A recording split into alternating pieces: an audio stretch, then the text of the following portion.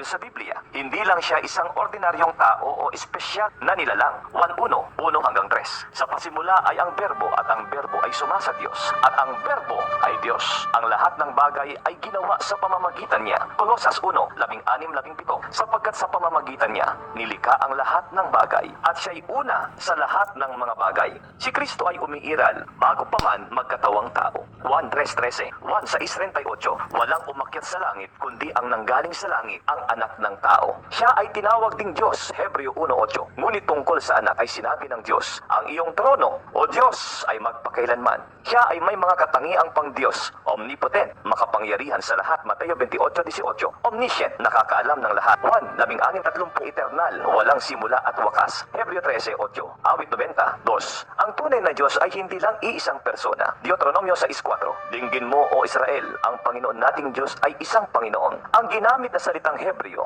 para sa isa ay ekad na nangangahulugang pagkakaisa o unity, hindi numerical na isa, yakid. Kung si Yahweh ay isang persona lamang, bakit ginamit ang ekad na nangangahulugang pinagkaisang Diyos? Dahil ang Ama, Anak at ang Espiritu ay isang Diyos sa likas na kalagayan. Kaya ilan ang Diyos? Isa lamang ang Diyos.